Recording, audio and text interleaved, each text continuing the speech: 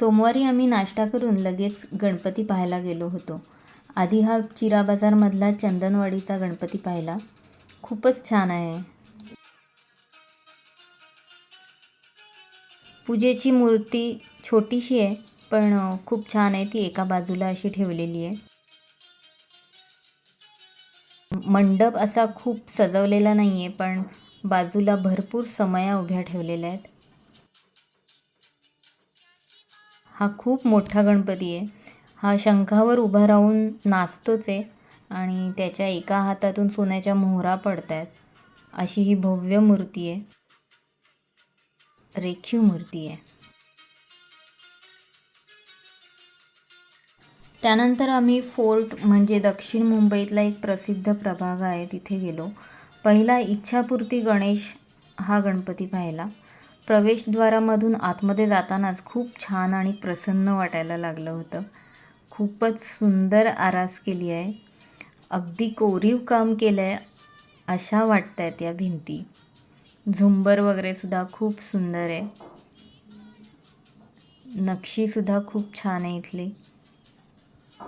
आतमध्ये आणखीन गेल्यावर एका सुंदर महालातच प्रवेश होतोय असं वाटायला लागलं. झुंबर आणि रोषणाई पाहून खूपच उत्साह वाटत होता. कालचा दिवस अनंत चतुर्दशीचा होता, पण काल आमच्या इथे इतका आवाज येत होता ढोल ताशांचा, त्यामुळे मी काल रेकॉर्ड करू शकले नाही. शिवाय मिरवणूक बघायला सुद्धा गेलो होतो, त्यामुळे खूप रात्री उशिरा आलो. तर मी हा परवाचा व्हिडिओ आता अपलोड करते. नमस्कार सगळ्यांना, कसे आहात सगळे? माझ्या चुकार काम या चॅनलवर तुमच्या सगळ्यांचं भरपूर स्वागत. आणि समोर होता बाप्पा दिमाखात बसलेला. बाजूला छोटीशी तशीच पूजेची सुबक मूर्ती ठेवली होती. तशीच उत्सवाची मोठी मूर्ती होती. घुमट पण खूप सुंदर आहे डोक्यावरचा. मागे शुभ्र राजहंस पिसे फुलवून आहे. त्यानंतर आलो आम्ही फोर्टचा राजा हा गणपती बघायला. हा पण गणपती खूप सुंदर आहे. बघा केवढी मोठी मूर्ती आहे. इथलं सजावट वगैरे खूप साधं आहे, पण मूर्तीच इतकी सुंदर आहे की त्यामुळे मूर्तीकडेच जास्त लक्ष जातं सजावटीपेक्षा. त्यानंतर आलो फोर्टचा चिंतामणी. हा सुद्धा मोठा गणपती नाही आहे, छोटाच आहे, पण छान आहे. मस्त आकाश निरभ्र होतं त्या दिवशी आणि ऊन पण बघा केवढं पडलेलं आहे. तर आम्ही पुढचा गणपती पाहायला गेलो. हा फोर्टचा सम्राट म्हणून आहे. ही थोडी छोटी मूर्ती आहे, पण मस्त आहे. हाताची घडी घातलेली आहे गणपतीने. त्यानंतर फोर्टचा महाराजा हा सुद्धा खूप मोठा गणपती आहे. ही पूजेची छोटी मूर्ती. मोर आहेत जास्त करून आजूबाजूला. तर त्यानंतर आता आम्ही निघालो घरी जायला. व्हिक्टोरिया टर्मिनस म्हणजेच CST आहे, छत्रपती शिवाजी महाराज टर्मिनस. तिथे आधी व्हिक्टोरिया राहत होती, त्यामुळे व्हिक्टोरिया टर्मिनस असं नाव होतं त्या बिल्डिंगचं.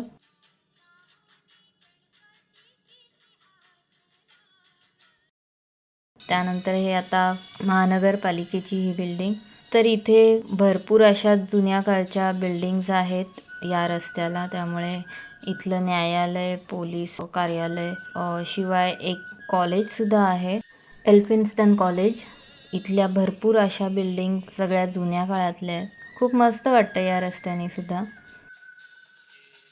तर आम्ही आता आलो मग घरी आल्यावर चुकार कामं माझी काही थांबणार नाही, तर सुरूच राहतात. तर माझ्या मिसळीतले खूपसे जिन्नस संपले होते, तर मी आता ते भरते मस्तपैकी. कलरफुल छान वाटतात हे जिन्नस भरलेले, त्यामुळे मिसळीचा डबा खूप छान वाटतो उघडल्या.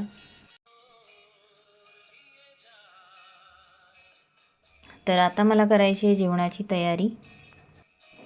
पीठ दळून आणल्यानंतर मी या मोठ्या डब्यामध्ये ठेवलं ते, आणि मग आता काढून घेते जेवढं हवं तेवढं. हा एअरटाईट डबा आहे, त्यामुळे खूप बरं पडतं मला 5 किलो पीठ ठेवायला.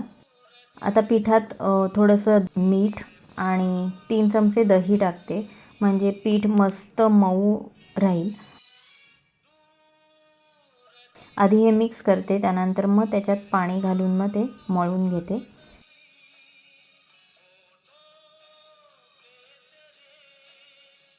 पीठ जास्त मऊ असं करायचं नाही आहे, घट्ट मळायचं आहे, सैलसर नाही मळायचं. तर एका दुसऱ्या भांड्यात मी मीठ घालून घेतलं आहे पाण्यात आणि त्याच्यात आता हे साफ केलेले चांगले फ्लॉवर टाकलेत. मिठाचं पाणी याकरता घेतलं आहे कारण जर आळ्या वगैरे असतील बारीकशा तर त्या बाहेर पडतील. तर फ्लॉवर मी असे मोठे मोठे ठेवलेत कारण मला हे असे किसून घ्यायचे आहेत फ्लॉवर. तर किसून घेण्यावरून तुम्हाला लक्षात आलं असेल की मी काय बनवते आहे. तर मी असा फ्लॉवर हा किसून घेतला आहे. त्याच्यात जर मोठे मोठे तुकडे राहिले असतील किसायचे तर ते तुम्ही काढून टाका. बारीक बारीक असा असेल स्मॅश झाल्यासारखा तेवढाच फ्लॉवर घ्या. आणि त्याच्यात आता मी हळद, हिंग, मीठ, कोथिंबीर, गरम मसाला आणि लाल मसाला असं टाकलेलं आहे. आणि त्याच्यात मी चीजसुद्धा किसून टाकलेला आहे. तुम्ही वाटल्यास तर टाकू शकता जिरा पावडर, धणे पावडर. चीज नसेल आवडत तर नाही टाकायचं, चालू शकतं. तर मला आवडतं म्हणून मी त्याच्यात टाकलं. मस्त चीजी असा फ्लेवर येतो. तर एक छोटासा पराठा मी आधी करून घेतला आणि त्यानंतर आता पुढचे पराठे करून घेते. थोडासा मोठा करते पहिल्यापेक्षा. नेहमी मी पहिला आधी असतो तो किंवा पहिली पोळी असते ती मी आधी छोटीच करते, तसंही पराठासुद्धा छोटाच करते. तर आता हे मी मोठे मोठे पराठे घालते. थोडंसं फाटू शकतं, म्हणजे आता फ्लॉवरचं आहे, अगदीच तुम्ही किस बारीक करून घेतलात तर नाही फाटणार, पण असं नुसतं किसून घेतल्यावर थोडंफार राहू शकतं, त्याने काही हरकत नाही. पण मस्त टेस्टी झालेले पराठे. मस्त बघा, बटरसुद्धा ओघळू लागले. तर कसे वाटले पराठे नक्की कमेंट करून सांगा. तर आता मी करायला घेते एक वेगळा पदार्थ. एक छोटी वाटी, ही छोटी वाटी आहे माझी, तर तेवढं मी बेसन घेतलेलं आहे. त्याच वाटीने मी पूर्ण भरून पाणी घेतलेलं आहे, साधं पाणी आहे हे.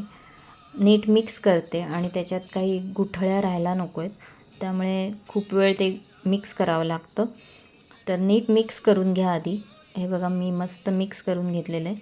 एकसुद्धा गुठळी राहिलेली नाही आहे आता याच्यात. तर त्याच्यात आता मी मिक्स करणारे एक तेवढीच वाटी, छोटी वाटी दही. घट्ट दही आहे हे, अगदीच पातळ पण नाही आणि आंबटसुद्धा नाही आहे. ते छान मिक्स करून घ्यायचं. त्याच्यात हळद आणि थोडंसं मीठ. तुम्हाला वाटलं असेल मी काही हे ढोकळ्याचं वगैरे करते की काय मिक्सचर, पण हे ढोकळ्याचं मिक्सचर नाही आहे, थोडंफार त्याच्या जवळपासचं आहे. आणि हे टाकलं आहे आलं आणि मिरच्यांचा ठेचा करून टाकला. तर हे आता नीट मिक्स करायचं आणि मी हे कुकरमध्ये लावणार आहे. अगदी एक शिट्टी पहिली होण्याच्या अगोदरच हे मी काढणार आहे. आणि इतकी माझी घाई झाली की ते गरम गरम असतानाच ताटावर लावायचं असतं, तुम्हाला माहीतच असेल. तर ताटाला मी आधी तेल लावलं, तिन्ही ताटांना, आणि त्यानंतर हे भराभर गरम गरम असतानाच पसरवलं आहे. आणि आता त्याच्यावर मी कोथिंबीर टाकते आहे आणि थोडंसं खोबरं. ॲक्च्युली मी हा सगळा घाट का घालते, कारण माझ्या मिस्टरांचा वाढदिवस सोमवारी होता, 16 तारखेला. तर त्यांना आवडते सुरळीची वडी आणि शिवाय फ्लॉवरचे पराठे. त्यामुळे मग आम्ही आल्यानंतर मला फक्त 2च तास मिळाले हे सगळं करायला, म्हणून मी हे भराभर करत होते. त्या नादात माझं थोडंसं हे शूट करायचं राहिलं, गरम गरम काढल्यानंतर ताटावर पसरवायचं. तर सुकलं आहे, तर मी आता पटापट करून घेते. खूपच हलकेच असं रोल करावं लागतं. तरी माझ्या खूपशा छान झाल्यात वड्या. ही थोडीशी फाटली, पण मी ऑफिसमध्ये सुद्धा या खूप वेळा नेलेल्या आहेत. माझ्या ऑफिसमधले कलीगसुद्धा आश्चर्य करायचे की तुला सुरळीच्या वड्या येतात. तर मला खूप छान वाटायचं. त्यानंतर मग मी आता इकडे लग्न झाल्यानंतर घरीसुद्धा करायला लागले. तर तरी भरपूर झाल्या, 3 ताटावर म्हणजे पसरवलं जाईल एवढं पीठ झालं होतं. आणि मी बघितलं खूप छोटीशी वाटी घेतली होती आणि त्याच्या आता एवढ्या झाल्या. मिस्टरांचा बड्डे होता तर मला केक करावासा वाटत होता, पण त्यांना आवडत नाही. पण तरीसुद्धा मी छोटासा केक केला, पण त्याचं मी काही शूट केलं नाही. अगदी मी साधाच केक केला, कारण गणपतीचे दिवस आहेत तर एगलेस छोटासा केक केला. तरी मी आधी केलेल्या एका केकची लिंक मी डिस्क्रिप्शन बॉक्समध्ये देते, तर तुम्ही नक्की चेक करा ती. चांगल्या झाल्या आहेत, खूप नाजूकसुद्धा झाल्या आहेत. अगदी मला हातात घ्यायलासुद्धा खूप भीती वाटते आहे, लगेच फाटतील की काय असं.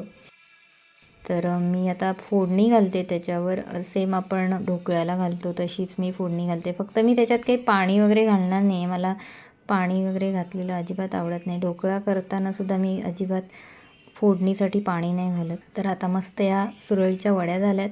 व्हिडिओ आवडला तर नक्की लाईक करा, शेअर करा. व्हिडिओ बघितल्याबद्दल खूप धन्यवाद.